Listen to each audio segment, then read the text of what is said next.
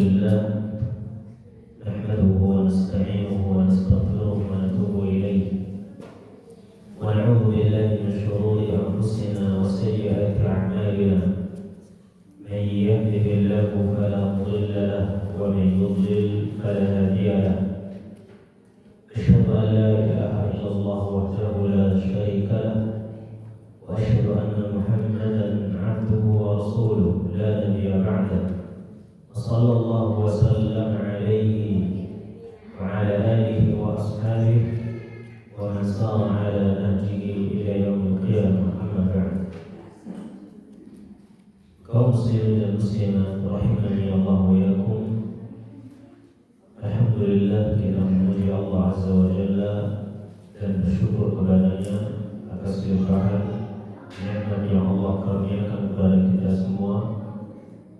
Hanya dengan pertolongan Allah Azza wa Jalla dan taufiknya di siang hari ini kita bisa bertemu kembali dalam rangka talabul ilm untuk menjadi orang-orang yang dimudahkan jalannya menuju surga Allah Azza wa Jalla dan menjadi orang-orang yang terbebas dari laknat Allah Azza wa Jalla di dunia ini.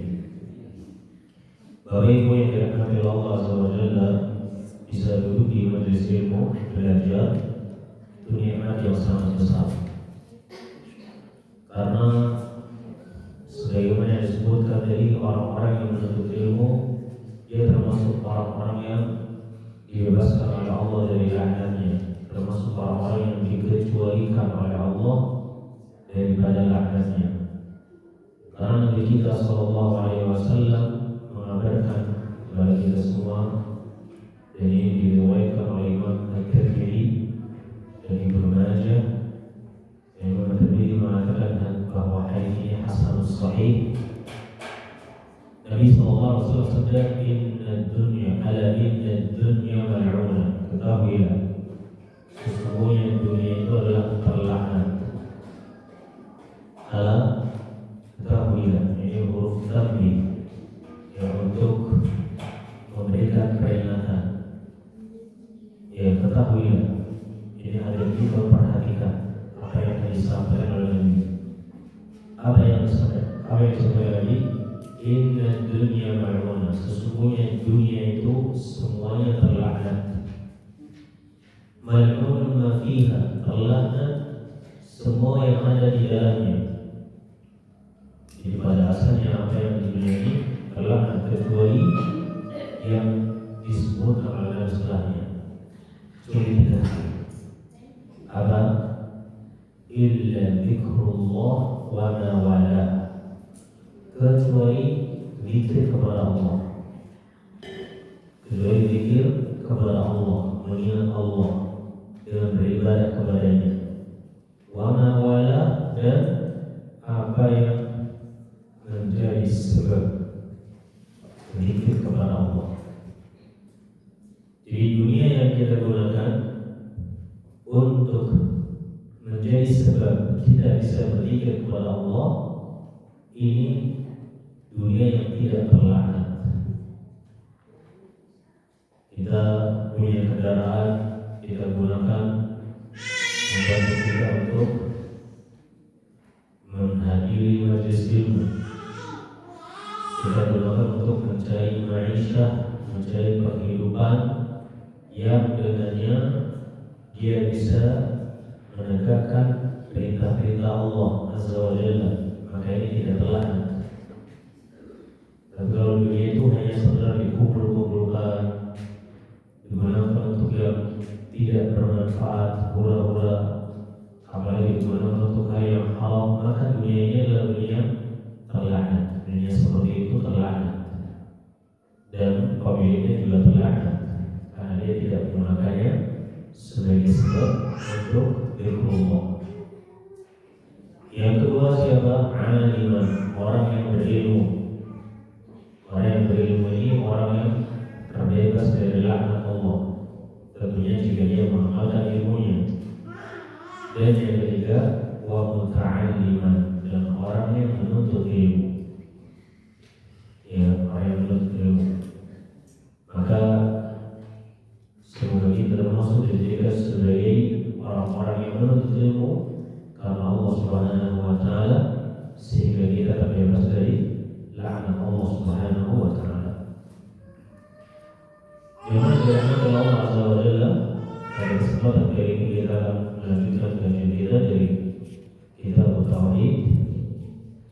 bab yang ke-14, yaitu babu qaulillahi ta'ala ayusyrikuna ma la yakhluqu syai'an wa hum yukhlaqun wa la yastati'una lahum nasran wa la anfusahum yansurun.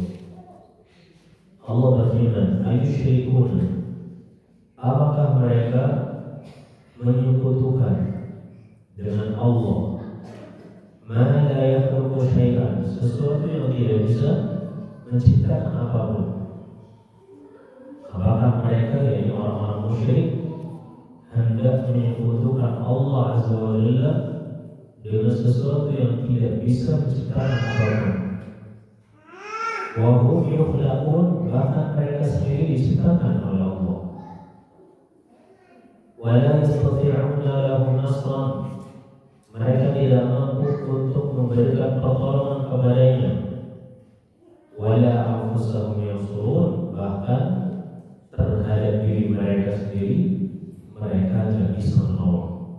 Jadi jika Allah Azza wa Jalla menetapkan adabnya kepadanya, maka dia tidak bisa selamat.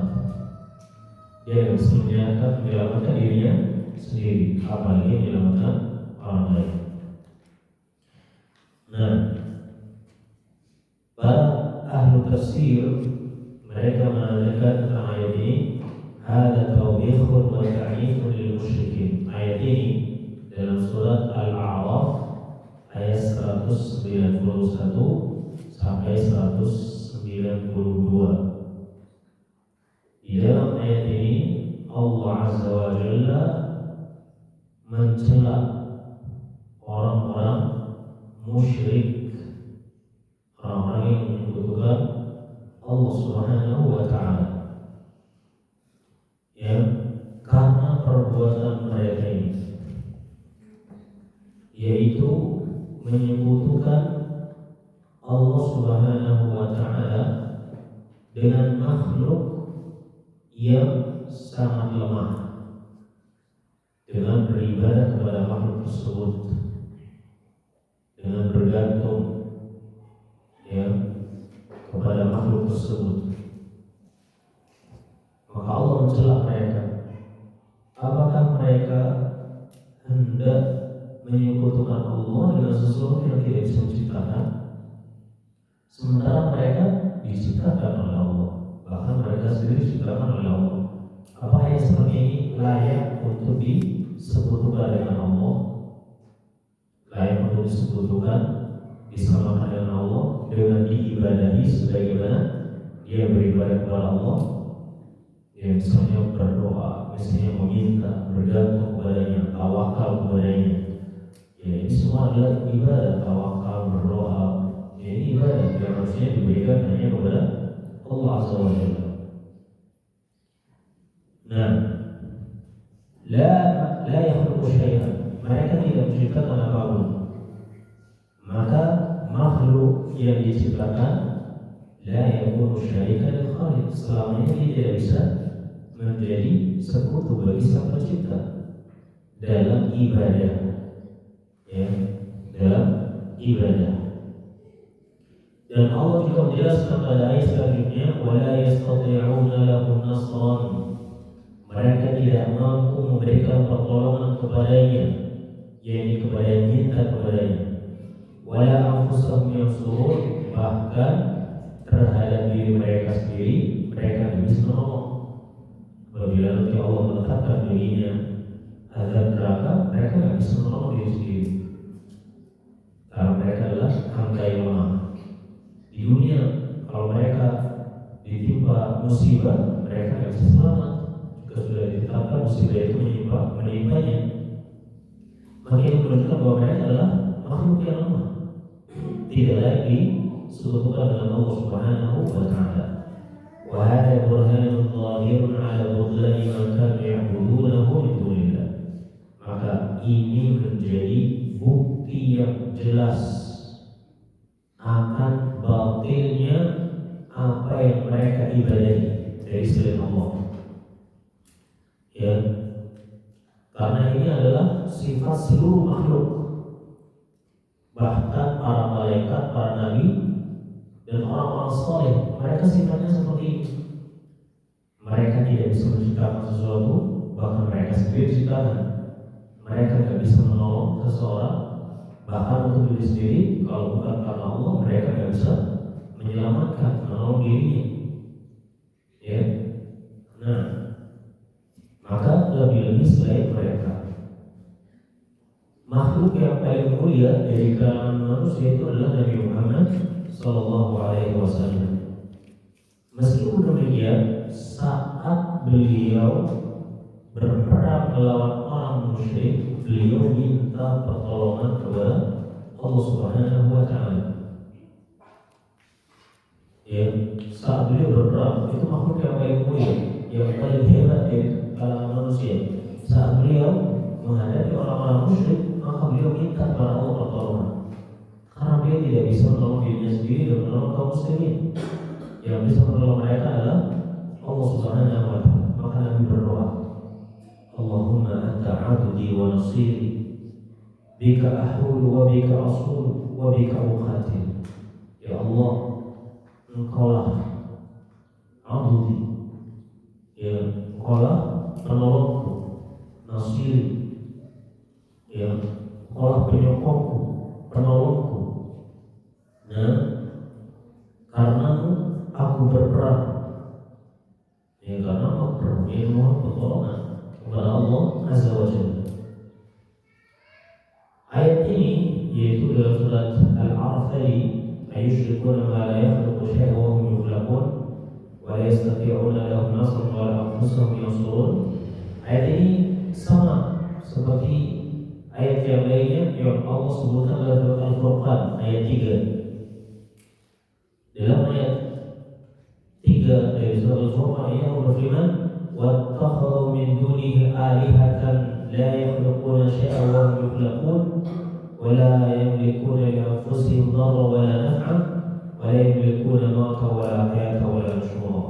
Dan mereka menjadikan selain Allah itu sebagai Tuhan-Tuhan, yang mana mereka tidak bisa menciptakan apapun, bahkan mereka sendiri menciptakan.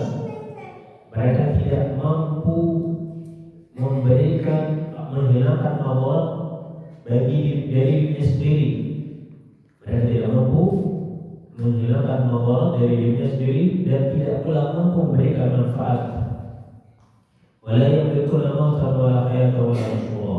Mereka tidak memiliki kemampuan untuk mematikan atau menghidupkan atau membangkitkan.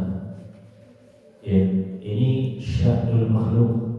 Ini adalah keadaan makhluk siapapun itu. Sehingga tidak boleh kita menyekutukan Allah dengan makhluknya, siapapun itu, entah itu malaikat atau nabi atau orang saleh, lebih-lebih selain mereka. Yang tak boleh kita menyekutukan Allah dengan mereka.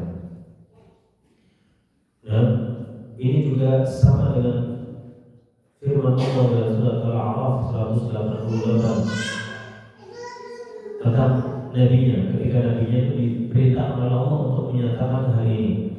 Allah firman, "Qul," katakanlah. Ya, perintah ini dituju kepada Nabi Muhammad. "Qul," katakanlah Muhammad, "La amliku li nafsi naf'an."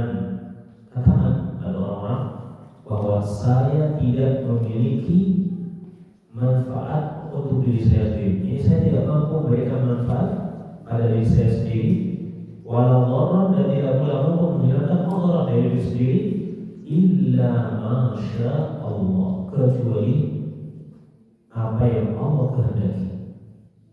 Kecuali apa yang Allah kehendaki. Nah, dia bisa sembuh dari sakit itu karena Allah yang menghendaki. Dia bisa mendapatkan rezeki itu karena Allah yang menghendaki, bukan karena dirinya sendiri. Kemudian Nabi disuruh melanjutkan dengan mengatakan, walau kuntu a'lamul ghaib, dan seandainya saya mengetahui perkara yang gaib, apa yang terjadi esok hari, apa yang terjadi setelah ini, ya, atau apa yang terjadi setelah setahun berikutnya, ya, dan seandainya aku mengetahui perkara yang gaib, lastaghfartu minal khair, niscaya aku akan memperbanyak perbuatan baik, wa ma massani su, dan saya tidak akan ditimpa oleh keburukan. Dan saya tidak akan ditimpa dengan keburukan. Wa in ana illa nadhirun wa basyir, sesungguhnya saya ini adalah yang memberikan peringatan dan memberikan kabar gembira, berikan peringatan kepada mereka yang membangkang dan berikan kabar gembira kepada mereka yang taat kepada Allah, liqaumin yu'minun, bagi mereka orang-orang yang beriman. Ya, ini perintah Allah kepada Nabi-Nya agar menandakan kepada manusia bahwa beliau ini tidak mampu memberikan manfaat bagi dirinya sendiri, tidak mampu menghilangkan mudarat dari dirinya sendiri, kecuali sebatas apa yang Allah kehendaki untuknya. Kalau Nabi saja begitu, apalagi kita. Ya. Dan Nabi tidak mengetahui hal yang lain. Kalau hari ini ada orang yang mengaku, oh kamu akan seperti ini, besok akan terjadi begini, masa depan akan seperti ini, maka ketahuilah bahwa dia ini adalah pembohong. Ya, dia ini pembohong, kadzdzab, dajjal, dan juga kadzdzab, pembohong. Ya. Nah, jika ada orang yang mengaku bahwa dia mengetahui perkara yang lain, ya, maka dia adalah pembohong, dia adalah syaitan dan temannya syaitan. Siapapun itu, ya, siapapun itu.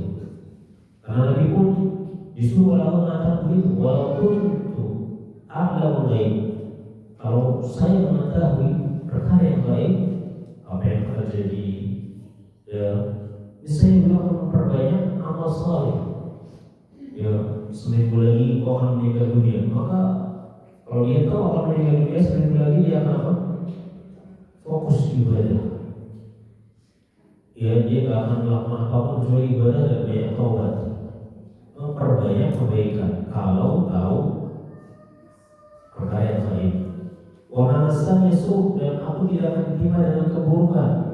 Nyatanya beliau sakit, beliau terluka dalam perang, ya, beliau mengalami kekalahan dalam perang, ya, para sahabatnya banyak yang meninggal. Nah, karena beliau tidak mengetahui perkara yang lain. Terlebih lagi selain beliau. Ya, maka dari itu jemaah yang dirahmati Allah, jangan pernah percaya kalau ada orang yang mengaku dia mengetahui perkara yang lain. Kalau ada orang yang mengaku dia bisa membantu kita meraih harta yang banyak, ya, ini adalah orang yang berbohong. Dalam surat Al-Jin ayat 21-23 Allah firman, "Qul, katakanlah," ini juga ditujukan pada Muhammad, katakanlah Muhammad, "Inni la amliku lakum dharra wa la rasyada," sesungguhnya aku tidak memiliki untuk kalian mudarat, tidak bisa menimbulkan mudarat dan tidak bisa menghilangkan mudarat, wa la rasyada, dan tidak pula memiliki petunjuk. Ini petunjuk di tangan Allah, hidayah di tangan Allah. Beliau hanya menyampaikan saja. Adapun apakah orang tersebut mendapatkan hidayah atau tidak, maka hanya Allah yang mampu memberikannya. Qul, katakanlah wahai Muhammad, beritahukan kepada manusia, inni la yujirani min Allahi ahad, sesungguhnya aku tidak ada seorang pun yang mampu melindungiku dari Allah.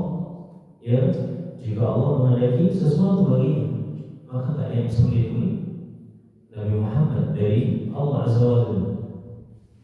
Walam ajida min dunihi multahada, dan sekali-kali saya tidak akan pernah mendapatkan tempat berlindung selainnya. Illa balaghan min Allah wa risalati, saya ini hanyalah orang yang menyampaikan dari Allah dan Rasulnya, salah satu dari Rasulnya. Ya, ini Nabi Muhammad SAW. Maka ayat-ayat ini cukup jika kita mau memperhatikannya, maka sudah cukup ayat-ayat ini menjadi bukti yang jelas akan batilnya beribadah kepada selain Allah siapapun dia.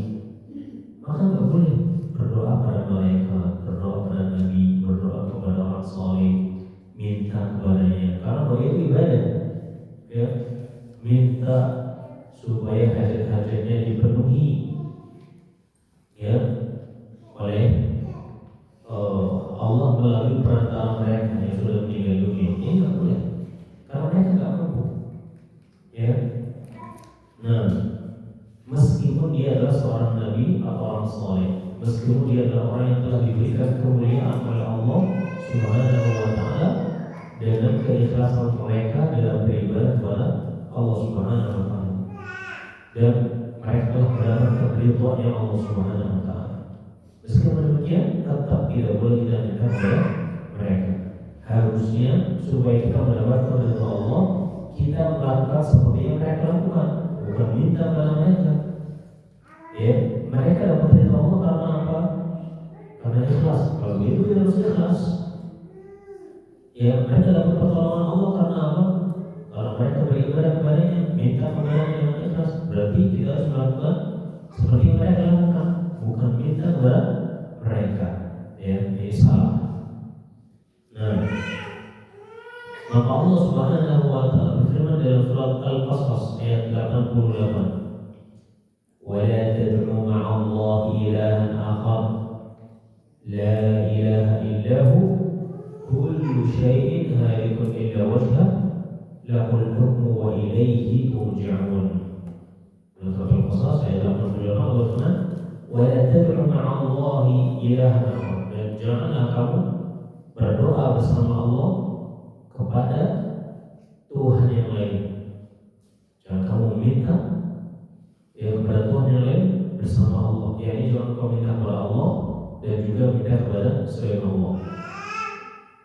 Jangan kau beribadah kepada Allah dan juga beribadah kepada selain Allah, tapi beribadahlah hanya kepada Allah saja.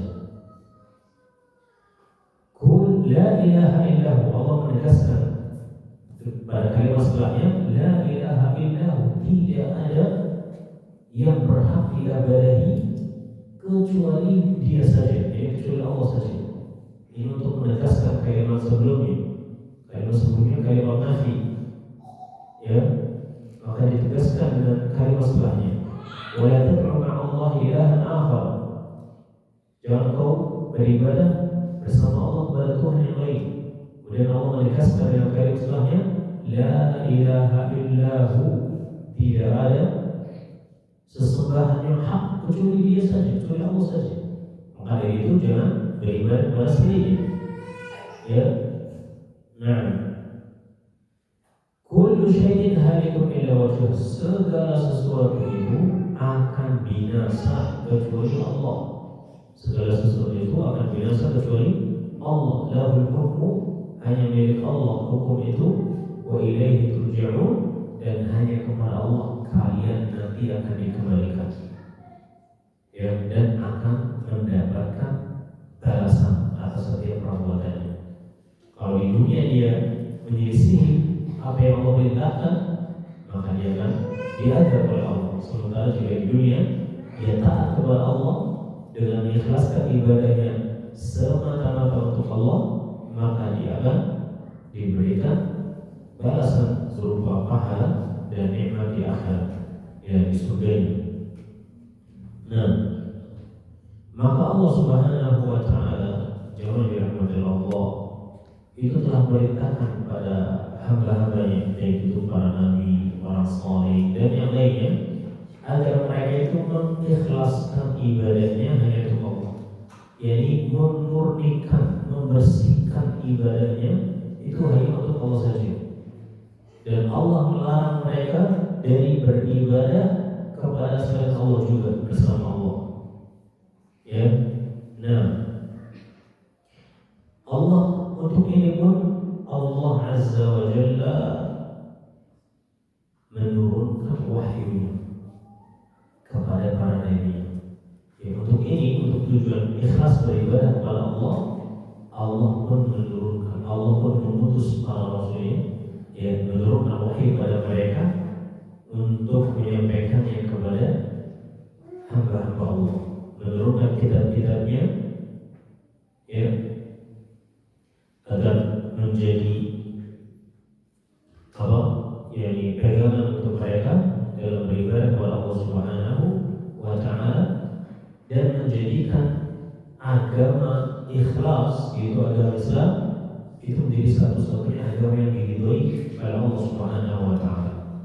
Sebagaimana Imam Bukhari meriwayatkan dalam sahihnya dari sahabat Abu Hurairah radhiyallahu anhu tentang pertanyaan malaikat Jibril kepada Nabi Muhammad SAW ketika dia mengatakan, ya Rasulullah, akhbirni an Islam, beritahukan kepada saya apa itu Islam.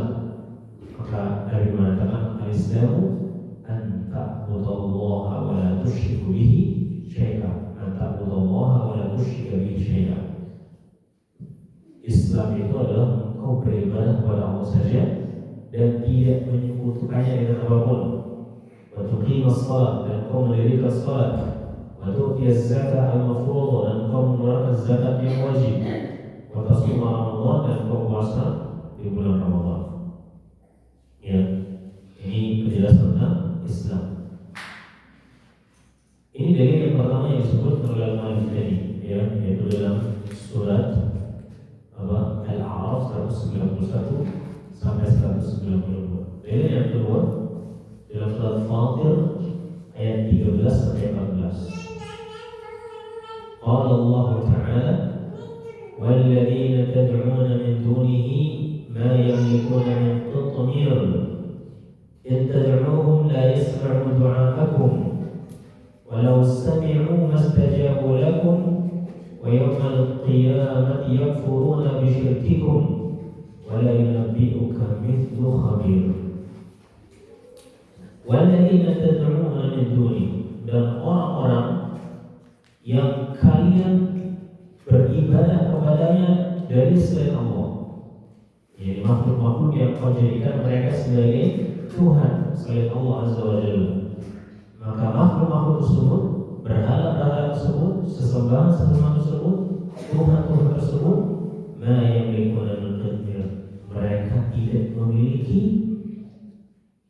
bahkan hanya setipis kulit ari.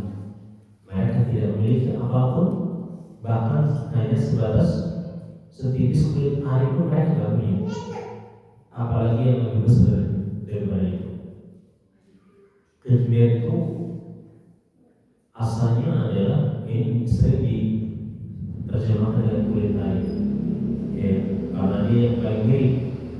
Tapi qitmirnya adalah nufafah, yaitu selaput yang memisahkan antara daging kurma dengan biji kurma. Ya.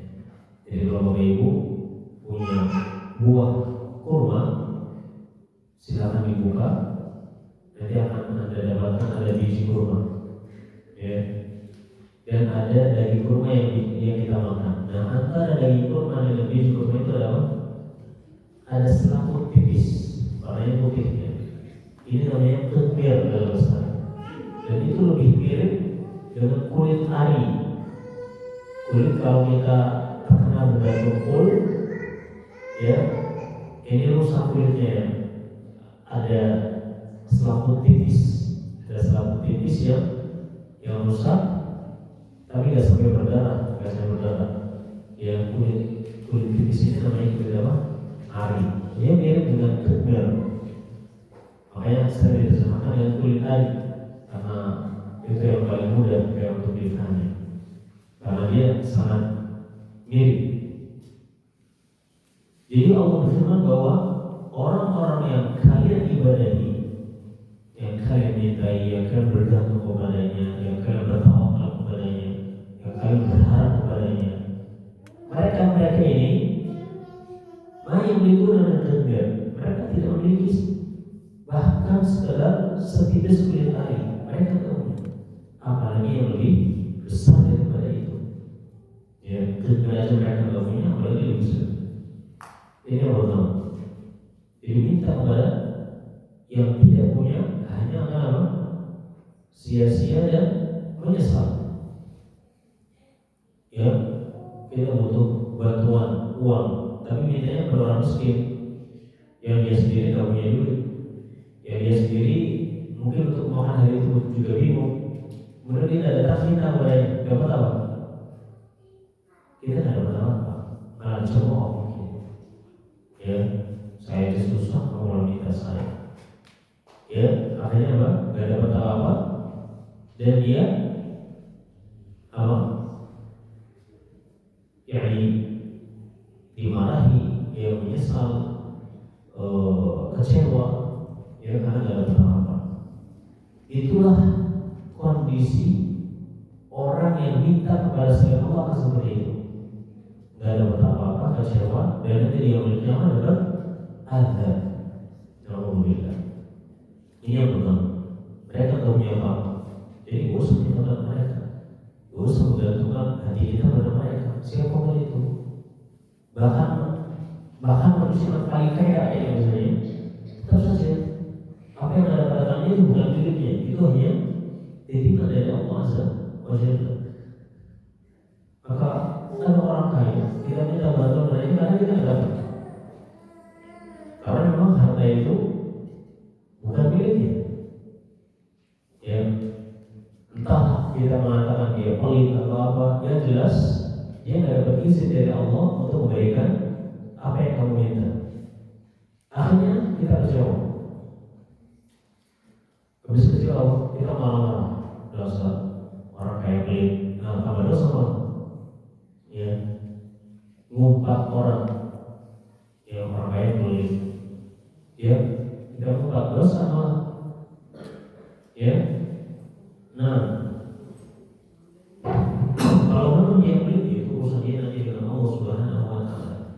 Yang jelas kalau kita menggantungkan harapan kita pada makhluk, kita hanya akan kecewa.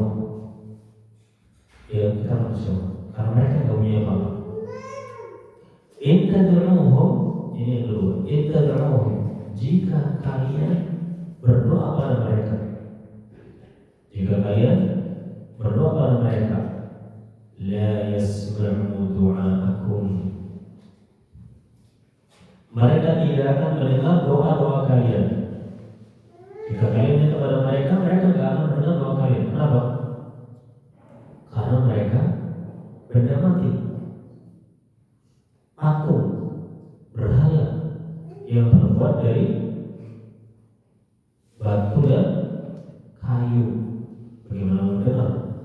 Ya, jika kalian minta kepada mereka, mereka tidak akan mendengar doa kalian. Kalau sekarang mintanya kepada malaikat, dengar nggak?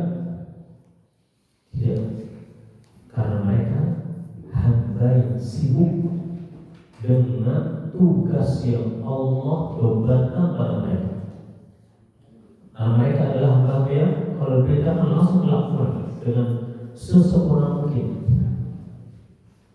Kalau bapak-bapak sedang fokus, bapak ibu sedang fokus dengan satu urusan, ada orang manggil karena kita nggak sadar, ya kita dipanggil, kita nggak sadar karena kita lagi fokus.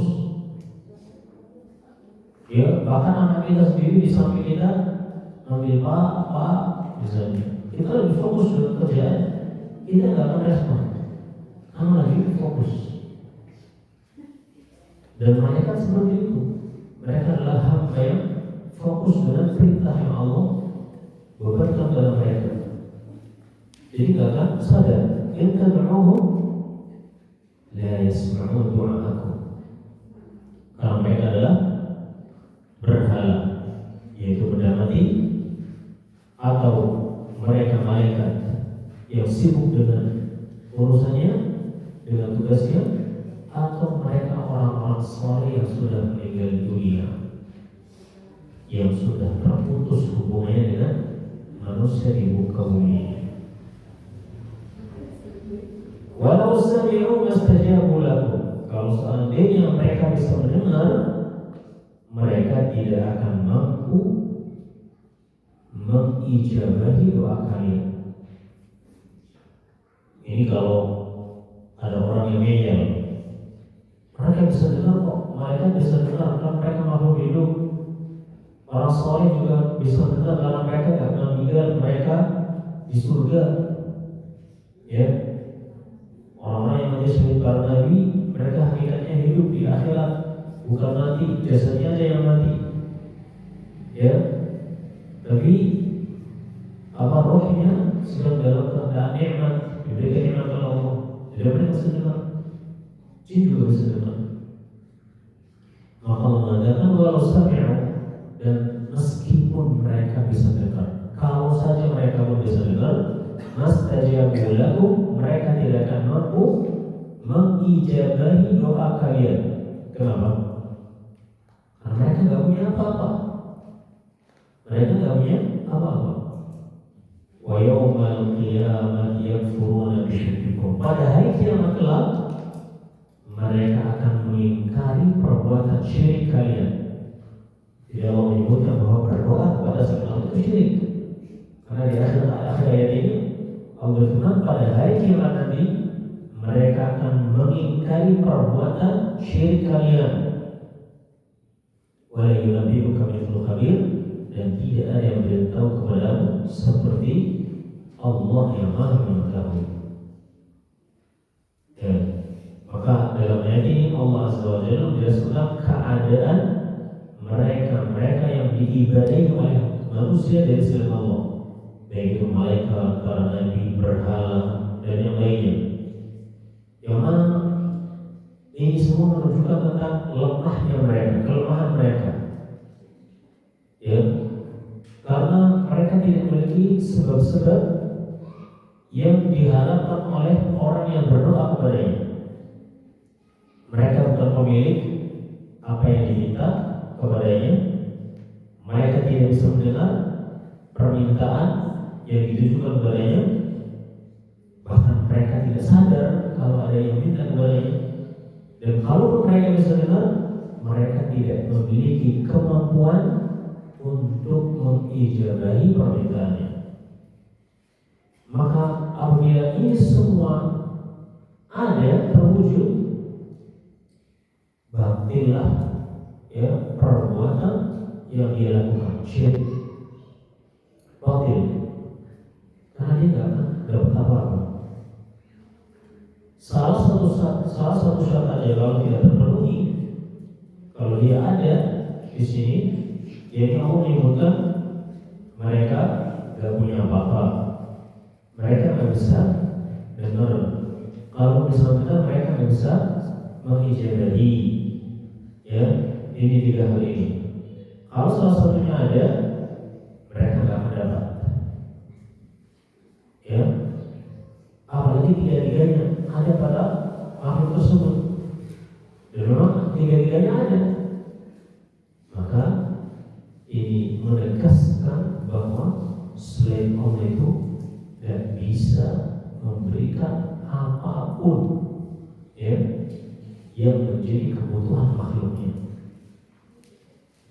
Kalau ada orang yang minta kepada selain Allah, kemudian dia merasa bahwa dia telah mendapatkan apa yang dia minta. Saya suka ke makam keramat, minta supaya apa naik pangkat, dan ternyata benar naik pangkat. Atau supaya usahanya lancar, ternyata benar usahanya lancar. Atau supaya anaknya diterima di perguruan tinggi favorit, ternyata benar. Ya, apakah itu menunjukkan bahwa yang dimintai tadi dapat mengabulkan permintaannya? Tidak. Itu hanyalah ujian dari Allah Subhanahu wa Ta'ala. Apakah dia percaya dengan perkataan manusia yang katanya kamu bisa kaya kalau kesini, kamu bisa sukses kalau kesini, ya, di tempat-tempat yang musyrik. Apakah dia percaya dengan perkataan manusia atau dia percaya dengan perkataan Allah? Itu menjadi ujian dari dia. Kalau dia percaya dengan perkataan manusia dan mengingkari perkataan Allah, maka dia akan diazab nanti di yaumul qiyamah, dan Allah akan mengambil semuanya darinya dengan tiba-tiba. Karena itu disebut dengan istidraj. Disebut apa? Istidraj. Ya, Nabi Sallallahu Alaihi Wasallam bersabda, "Jika ra'aita ahadan atau kamu jika ra'aita man a'tahu Allah ala maksiyatihi fa'lam annahu istidraj." Kalau kau melihat ada orang yang dikasih oleh Allah padahal dia bermaksiat kepadanya, maksudnya dikasih oleh Allah dengan perbuatan maksiatnya, maka ketahuilah itu bukan pemberian, itu namanya istidraj, penundaan saja sampai pada waktunya nanti Allah akan mengambil darinya dengan tiba-tiba. Semuanya diambil oleh Allah dengan tiba-tiba. Kemudian beliau membacakan firman Allah dalam surat Al-Ankabut ayat 44. Falamma nasu ma dhukiru bihi fatahna 'alaihim falamma nasu ma dhukiru bihi, maka ketika mereka lupa dengan apa yang mereka telah diperingatkan oleh Allah, mereka lupa dengan berita-berita Allah, ya, fatahna 'alaihim abwaaba kulli syai', kami bukakan untuknya pintu-pintu segala sesuatu, sehingga dia semakin sibuk dengan dunia dan lalai dengan akhirat. Padahal dunia itu terlaknat dia, dan dunia itu tidak ada harganya di sisi Allah Azza wa Jalla. Maka dia akan disibukkan oleh Allah, dijadikan sibuk oleh Allah dengan dunia dan lupa dengan akhirat. Hatta idza farihu bima utu, sehingga ketika dia sudah merasa bahagia, senang, bangga dengan apa yang telah dia miliki, akhadnahum baghtatan, kami ambil dia dengan tiba-tiba, diwafatkan dia, belum sempat menikmati hasilnya, mati duluan, atau tiba-tiba hartanya diambil semuanya, faidahum mublisun, maka mereka pun diam tertunduk lesu, ya, karena dia melihat azab untuknya, atau karena apa yang telah dia bawa olehnya bertahun-tahun, tiba-tiba dalam sekejap mata hilang begitu saja. Ini namanya istidraj. Ya. Nah, jangan dirahmati Allah SWT. Ini beberapa ayat, ya, 2 ayat yang kita sebutkan, yang disebut oleh Al-Mu'allif rahimahullah, yang menjadi dalil bahwa perbuatan syirik itu adalah perbuatan yang batil. Perbuatan syirik itu adalah perbuatan yang batil. Ya. Nah, baik, mungkin sampai di situ dulu. Apabila ada yang mau ditanyakan, dipersilakan. Insyaallah kita lanjutkan pada pertemuan berikutnya, masih dalam pembahasan bab yang ke-14 ini. Wallahu a'lam bishawab. Wassallallahu ala nabiyyina Muhammadin wa ala